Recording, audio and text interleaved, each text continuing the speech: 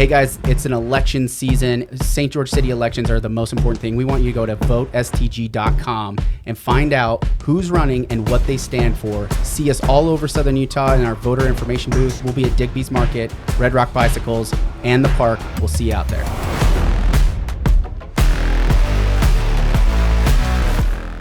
Well, I mean, the majority of the decisions you make as a city council member, what is it? The majority of it's zoning. Yeah, I think I got a breakdown. It's like parks. Yeah, we got budget, development, and water, energy. Yeah, zoning, planning, and with knowing development, knowing commercial real estate, knowing how city economic development works. Yeah. It all helps with making these decisions. So when someone's looking for a representative on the city council, I think when you're trying to say, well, who can represent me? I think someone that has those knowledge and that background understands it. So you're not going in just kind of with, hey, here's how I feel. It's, based on this data, I can make good decisions. Well, so two things. And one thing I was given feedback that I should probably push deeper sometimes. Even though it's not St. George City, SITla property is going to impact our county in a massive way, right? Mm-hmm. And so even properties outside of St. George, being that you sit on the city council, when making decisions with SITla over in this, adjoining city, those are big economic impacts. So could there not still be some view of, even though it's not this imaginary line that we kind of drew in the world, like St. George is the economic hub, right? And just because SITla's not necessarily the only property is desert color and it's allotted, there's tons of property in Hurricane and Ivins and Santa Clara. There's property all over the place that does have some of that. You haven't run into any feelings where there was some conflict there?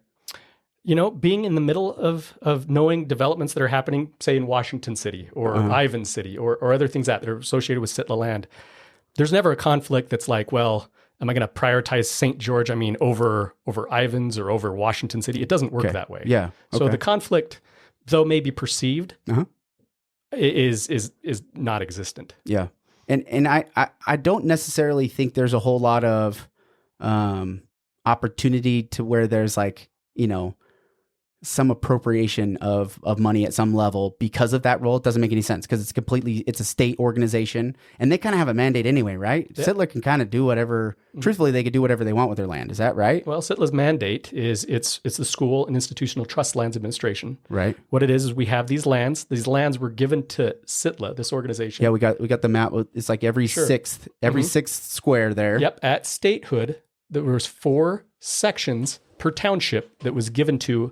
It's called SITla now, but at the time it's just whatever the organization is called at the time, but basically an organization that has these lands, holds them in reserve, and then sells them or develops them to go to basically the schools. Yeah. I mean, there's 8 beneficiaries, but the main one, 99%, is general public schools. Right. And they manage a fund. It's about $3 billion. And what they can give back to the schools via programs is only off of the income earned. They can't spend any of that principal budget. So the principal fund is roughly $3 billion. They can't spend that in the programs, but they can spend the surplus that money generated. That's correct. In an annual It's invested. Year. It's invested at a certain churns money every year. Churns money, and that's managed by a whole nother separate board, right? Because there's the SITla board, but then there's like I think it's called SITFO. SITFO, that's right. Yep. So then the financial board manages the money. So there's a Hey Rob. Yes. I want to ask a question, Greg. Yes, please. Sure. I'm not going to name names, but Rob and I have, just from people that we've talked to, some people have said that SITla does not manage their money in the best way. What are your thoughts on that? Do you agree with that? Do you think there's anything that can be improved as far as managing the money? Could they be doing better work with the land? Because I'm looking at this land and thinking, how could they use this land to better the county and the schools in the county versus necessarily like the state? Sure. Well, so SITla's mandate, let's go back to SITla's mandate from statehood. What's our mandate? Our mandate is to get the most value out of lands. Highest and best use. Highest and best use, most value out of lands. Okay. Because it was set aside at statehood to generate revenues for our beneficiaries. Fair enough. Now, when SITla goes into looking at the development of lands, we could take any example. Let's take desert color, say, since it's related to the city of St. George. SITla doesn't just go in and say, hey, we're going to get the highest and best use out of this and we're going to do whatever the heck we want. That's not how SITla operates. SITla goes to the local municipalities and they say, look, we have this land. SITla typically partners with a developer because we're not developers, we're landholders. We're landholders, and then we work with developers to help us develop that land. Right. So Clyde Companies is the large development organization that is doing Desert Color. So they make a proposal saying, we'd like to develop these lands. We think there's future there. And then what does SITla do? SITla goes to the local municipalities and county and says, we have this developer. They're looking at these lands. What do you think? And then we make sure that we get buy off. So it's always in conjunction with the local communities and the counties. And that's throughout the state. SITla does not have a history of going in and just doing whatever they want on the lands. So as far as Desert Color goes, just to clarify the way that it works, so SITla's making money directly from Clyde, and I guess maybe just talk about the logistics. Just talking about Desert Color in particular, on how the money goes from the developer to the landowners to people that are renting or whatever to how do they make money off that land? Is it just the sale? Sure. Basically, it's the sale, but it's a little more complex than that. Okay. So in some cases, SITla will just sell the land. In some cases, SITla will get a development partner and go into a development agreement. So SITla will hold the lands, and then the developer will develop, putting their money in, and then at the final sale. So like when a house is when a house is completely done, finished product. When the finished product is there, then SITla gets a percentage of that finished product. And then they release the land at that time to the developer. So it just sits, that development happens on SITla lands until it sells at the end. Do they carry any title encumbrances on that property at all? Just depends. SITla will put title encumbrances on properties, just depending on what the agreement is. Sometimes not. Sometimes not. It's because it's a build your own adventure tour a little bit, right? Because you're like, I could just sell it to them and be done, and a developer can go do whatever they want with it.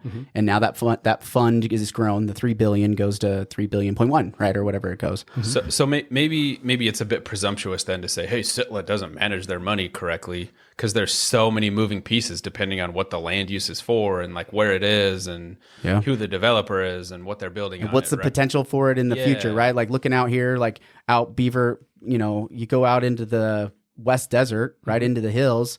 Like, go all the way to the edge of the state. Like, all those pieces of property, that's grazing land or mining property, right? That's about all that you could use for it, right? And SITla does in a lot of cases. There's different aspects of SITla, right? Yeah. So I work in the development arm of SITla. Okay. So, when there's development projects that have housing or commercial or things like that, that's the side that I work on. There's also a side they call surface, and they're basically managing all of the leases and minerals and all sorts of different things that happen on lands as well. And so like lands that are kind of, out there in the West Desert. You're right. It'd be grazing leases and things like that. But let's go back to SITla managing their money. Yeah. So I could see where maybe someone on the outside maybe says, well, maybe they don't manage their money as good as they could. I don't know. But having been on the inside, knowing how SITla works, and again, SITla's an open book too, if you want any information on how we manage things. They do a very good job. And there's checks and balances that go along all the entire way. Yeah. So your argument is whoever said that is up in the night. Yeah, I'd invite them to explain that, ask more questions, and kind of get specifically on what they're talking about. Yeah, and it can help give them answers. But I think SITla's financially managed very well. Like land sales or projects are not turned over to someone just because, I made an offer and there you go. Yeah. It's scrutinized heavily. It has to go through different layers. There is a local staff like myself. And then it goes through a real estate committee, which is made up of a real estate committee, real estate professionals on a state level, like that have had massive background in development and real estate. I mean, to be on that board, you've had to have so much experience, top level. Yeah, something like Stacy, where he's like, he's been in development. He's a land use attorney. He's been doing this for 40 years. Yep. If that would be an expert in the level. It's not a guy like me who got into residential real estate 7 years ago. Like I'm not going to go sit on that board. It's typically someone that's been like a CEO of a national level commercial or residential development Yeah. that's seen it everywhere. Yeah. That sits there and helps make decisions. So that's on the real estate committee. And then there's a board that has to approve it as well. So it's very thoroughly vetted, and it's vetted based on net present value. So what if I let this go today? Or what if I do this development today? Yep. Well, should we sit on these lands and wait until another 10 years is going to be worth more? So you just these calculations are made. So I think they're managed financially very well. What do they use for the risk-free rate? That's a good The question. 10-year? I can tell you it's, SITla invests their monies at about 7.5%. So There you go. There it is. Jeff, that's what we got to beat. Yeah. That's what we got to beat So if we put want to that- do a SITla development. put that in your pro formas. I know. We got to plug that in there. Yeah, I'm plugging it in right now. Plug it in right now, man. So, I mean, because we could go and talk a little bit more about SITla and their role with housing. I think there's a bigger role that SITla could play in Washington County because we're full, man. We're full.